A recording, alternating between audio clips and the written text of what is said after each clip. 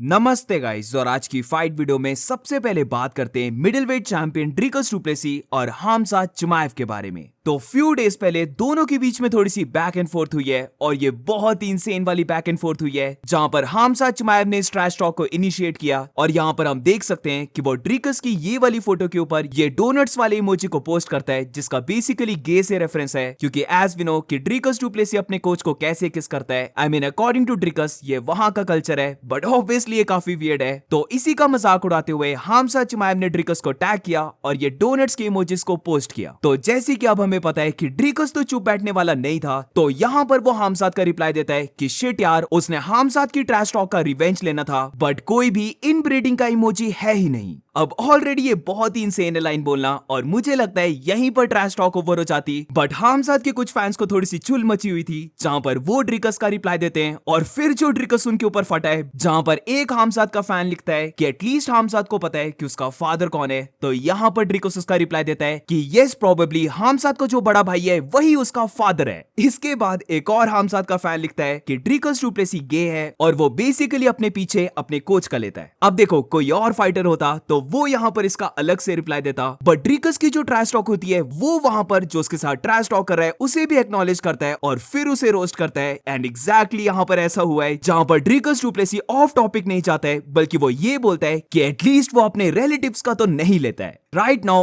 Eight present Dricus du Plessis की trash talk top notch की बन चुकी है। यहां पर इलिया टुपुरिया की भी ट्रैश टॉक है, बट उसकी ट्रैश टॉक नोटिस करना थोड़ी सी डिफरेंट है। वो कॉन्फिडेंस वाली ट्रैश टॉक करता है, बट ड्रिकस की जो ट्रैश टॉक है वो लिटरली कोबी कमिंगटन वाली है, जहां पर वो केयर नहीं करता कि वो कितना पर्सनल जा रहा है, उसे बस एक बार पोक कर दो और ड्रिकस डू प्लेसी सब कुछ बोल देगा। ये हमने शॉन स्ट्रिकलैंड के साथ देखा था, फिर इजराइल अदसाने के साथ देखा था, और अब ऐसा सेम हम हामजा चिमाएव की फाइट में भी देख रहे हैं। और इसीलिए भाई मैं तो बहुत ज्यादा सुपर एक्साइटेड हूं कि इनकी जो मीडिया होने वाली है, इनकी जो प्रेस कॉन्फ्रेंस होने वाली है, वो कैसे जाएगी। और moving on to the next update, तो अब बात करते हैं welterweight champion Jack Della Maddalena का क्या कहना था इस्लाम महाचेव के अगेंस्ट। तो सबसे पहले यहां पर जेडीएम इस्लाम को कंपेयर करता है बिलाल मोहम्मद के साथ, जहां पर वो कहता है कि इस्लाम महाचेव बेसिकली बिलाल मोहम्मद का एक बेटर वर्जन है, बट जब सिर्फ स्ट्राइकिंग की बात करें तो उसे लगता है बिलाल मोहम्मद की स्ट्राइकिंग ज्यादा बेटर है। बिलाल जब स्ट्राइकिंग करता है तो वो बहुत ज्यादा वर्सेटाइल होता है, यानी कि वो डिफरेंट एंगल से अप्रोच को लेके आता है। बट अगर इस्लाम की बात करें तो वो बेसिकली एक ट्रेडिशनल स्ट्राइकर है, जहां पर वो ज्यादा स्टांस को स्विच नहीं करता है, वो एक ही स्टांस में रहकर अपने पंचेस को थ्रो करने की ट्राई करता है। वो ट्रूली बिलीव करता है कि वो इस्लाम महाचेव को बीट कर देगा, जहां पर वो अभी से इस्लाम की सारी फाइट्स को फिर से रीड करने वाला है, जिसका ये मतलब है कि जेडीएम ने ऑलरेडी इस्लाम की फाइट्स को देख लिया है, क्योंकि यहां पर वो मेंशन करता है कि वो फिर से देखेगा इस्लाम की सारी फाइट्स को। और इसके बाद एंड में जेडीएम ये कहता है कि अलेक्जेंडर वोल्कानोव्स्की ने उसे ऑस्ट्रेलिया में बीट कर दिया था, और अब जब वो फाइट करेगा इस्लाम के साथ तो वो इस्लाम को टेक आउट करने वाला है, यानी कि वो इस्लाम महाचेव को फिनिश कर देगा। अब एक चीज मेरे माइंड में चल रही है जिसकी बहुत कम बात हो रही है, तो मैं जल्दी से बोल देता हूं कि क्या ये चीज कोई नोटिस कर रहा है कि इलिया टुपुरिया और इस्लाम महाचेव इन दोनों ने बहुत बड़ा रिस्क ले लिया है, जहां पर एक तो ये अपने से बड़ी वेट क्लास में जा रहे हैं, एंड ऑब्वियसली एक ऊपर वेट क्लास जाने से हमेशा डर रहता है नॉकआउट होने का, क्योंकि वहां पर डिफरेंट लेवल की पावर होती है, जो ऑब्वियसली जब ये फाइट करेंगे तभी इन्हें पता लगेगा। और इसके ऊपर से अब ये दोनों फाइटर्स चैंपियन भी नहीं बचे, तो अगर बाय चांस ये अपनी फाइट को हारते हैं तो ये लिटरली बहुत बुरा फंसने वाले हैं, क्योंकि एक तो इन्होंने जो डिसीजन को लिया था उसमें ये सक्सीड नहीं कर पाए, तो उस डिवीजन में फिर से टाइटल शॉट लेने में इन्हें 2 या 3 फाइट्स लगेंगी। वेयरएज अगर लूज करने के बाद ये वापस अपने डिवीजन में आते हैं तो वहां पर भी उन्हें एक नॉन टाइटल फाइट करनी होगी, एंड ऑब्वियसली जो वेट कट रहेगा वो और भी ज्यादा ब्रूटल हो जाएगा, और इसकी भी बड़ी पॉसिबिलिटी बन सकती है कि ये वापस अपनी वेट में आ रहे हैं और वहां पर भी लूज कर जाएं। तो डेफिनेटली दोनों फाइटर्स ने बहुत बड़ा रिस्क लिया है, क्योंकि ये रिस्क कोई एलेक्जेंडर वाला रिस्क नहीं है जहां पर वो इस्लाम से हारा, बट उसके पास एटलीस्ट अपनी डिवीजन की बेल्ट थी, जहां पर वो अपनी बेल्ट के लिए फिर से फाइट कर सकता है। बट इलिया टुपुरिया और इस्लाम महाचेव के पास ये ऑप्शन नहीं है, तो मैं ट्रूली बिलीव करता हूं कि ये बहुत बड़ा रिस्क है। और ऐसा भी नहीं है कि इनके ओपोनेंट्स कोई इजी ओपोनेंट्स हैं, बल्कि इलिया के लिए चार्ल्स ओलिवेरा और इस्लाम के लिए जैक डेला मेडलेना, इन दोनों के ही पास ये एबिलिटी है कि वो इलिया और इस्लाम महाचेव को बीट कर दें या फिर उन्हें नॉकआउट भी कर दें। अब moving on to the next update, तो अब बात करते हैं चार्ल्स ओलिवेरा और इलिया टुपुरिया के बारे में। तो फुल वायलेंस गई थी चार्ल्स ओलिवेरा के पास उसका फोटो शूट करने, तो वहां पर बेसिकली चार्ल्स ओलिवेरा से पूछा जाता है कि इलिया टुपुरिया भी बहुत ज्यादा ट्रैश टॉक कर रहा है, वो क्लेम कर रहा है कि वो उसे नॉकआउट करने वाला है। तो इन सब के बारे में उसके थॉट्स क्या हैं? तो यहाँ पर ओलिवेरा कहता है कि UFC 317 में उन दोनों की एक बहुत ग्रेट फाइट होने वाली है।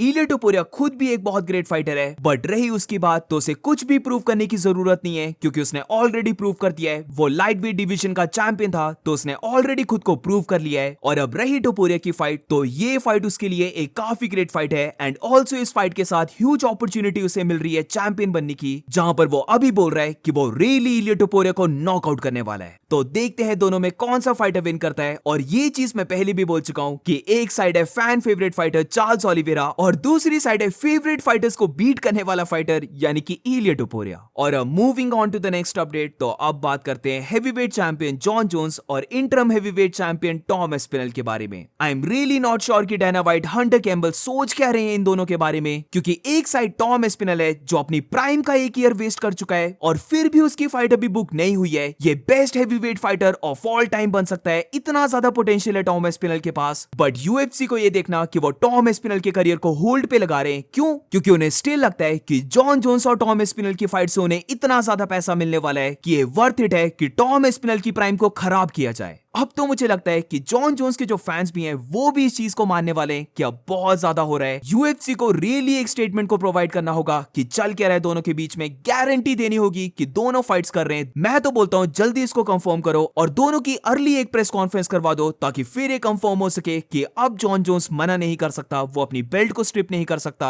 और नवंबर के मंथ में फिर फाइट करवा दो। Last week Jon Jones Thailand में मजे कर रहा था, और वहां पर उसने इनडायरेक्टली ये बोल दिया था कि वो केयर नहीं करता कि वो बेल्ट से स्ट्रिप होता है। उसकी लेगेसी बहुत बड़ी हो चुकी है, उसे फाइट करने की जरूरत नहीं है। उसने ऑलरेडी यूएफसी को बता दिया है कि उसके प्लान्स क्या हैं। तो वो खुद भी सरप्राइज्ड है कि यूएफसी ने अभी तक सारे फैंस को ये चीज अनाउंस नहीं की है, जिससे कि समवट यही हमें पता लगता है कि या तो जॉन जोन्स माइंड गेम्स को खेल रहा है, या फिर उसने यूएफसी को कोई बहुत बड़ी अमाउंट को बोला है जो यूएफसी उसके साथ नेगोशिएट कर रही है। या फिर ऐसा भी हो सकता है कि जॉन जोन्स चाहता ही नहीं है कि वो फाइट करे, बट यूएफसी उसे होल्ड कर रही है, क्योंकि ऑब्वियसली दोनों के बीच में ये बहुत बड़ी फाइट होने वाली है। Either way heavyweight division literally hold पे आ चुकी है। और अब टॉम एस्पिनल की बात करें तो माइटी माउस के पॉडकास्ट में टॉम ये कहता है कि वो एक साल से बिना कोई फाइट किए इनएक्टिव बैठा हुआ है, और यूएफसी उसे बोल रही है वेट करने के लिए। वो रियली केयर नहीं करता कि वो जॉन जोन्स के साथ फाइट करता है या फिर नहीं करता, वो बस चाहता है हेवीवेट डिवीजन का अनडिस्प्यूटेड चैंपियन बनना। तो अब इसका रिप्लाई जॉन जोन्स ने भी दे दिया है, जिधर जॉन यहाँ पर कॉर्नर वाली लाइन को बोलते हुए कहता है कि shut your mouth, do what you are told. और अब moving on to the next update, तो अब बात करते हैं बैंटवेट चैंपियन मिराब दिलिशवली के बारे में, जहां पर मिराब को जो अपडेट आया है, अगर वो डायना ने देख लिया ना, तो मैं गारंटी देता हूं डायना व्हाइट मिराब की सैलरी को कट करने वाला है। लास्ट टीवी के अपडेट आया था कि स्पारिंग करते हुए मिराब ने अपनी लेफ्ट चीक के ऊपर कट को लगा लिया था, वो ब्लीड कर रहा था, फिर भी स्पारिंग करना उसने नहीं छोड़ी। और अब ये अपडेट आता है कि मिराब ने अपने फुट को ब्रेक कर लिया है। तो हम देख सकते हैं कि मिराब की जो लिटिल फिंगर है वो पूरी लग रही है कि स्वेल हो चुकी है। जहां पर होता ही है कि मिराब थ्रो करता है कोई हेड किक, और जिसके ऊपर वो हेड किक को थ्रो करता है वो ब्लॉक करता है इस किक को, और इससे मिराब को इंजरी हो गई है। सबसे पहले मैंने ये अपडेट देखा तो मैं कंसर्न हो गया था कि क्या पता फाइट को ही ना कैंसिल करना पड़े, क्योंकि ब्रोकन फुट के साथ मिराब फाइट करेगा। बट फिर मैंने मिराब की वीडियो को देखा जहां पर वो हंस के बता रहा है इस चीज को, और फिर वो कहता है कि नो प्रॉब्लम, वो अपनी फिंगर को कट ही कर देगा। तो देखते हैं क्या होता है। बट अब UFC 316 इतनी भी ज्यादा दूर नहीं है, और ये सच में कोई पॉजिटिव न्यूज नहीं है कि मेरा बार बार इंजर्ड हो रहा है, क्योंकि इससे उसकी एबिलिटी फाइट करने की कम हो रही है। और मैं नोटिस कर रहा हूं कि अभी शॉन ओमेली को बहुत सारे लोग अंडर एस्टिमेट कर रहे हैं, बट शॉन के पास वो डेफिनेटली पावर है, जिससे कि कहीं उसने मिराब के ऊपर वो लेफ्ट हुक या फिर स्ट्रेट राइट पंच को लैंड कर दिया तो वो मिराब को नॉकआउट कर सकता है। And that's it for today guys. आज की फाइट वीडियो में बस इतना ही। अगर तुम्हें वीडियो अच्छी लगी हो तो please make sure to like subscribe. मिलते हैं नेक्स्ट वीडियो में।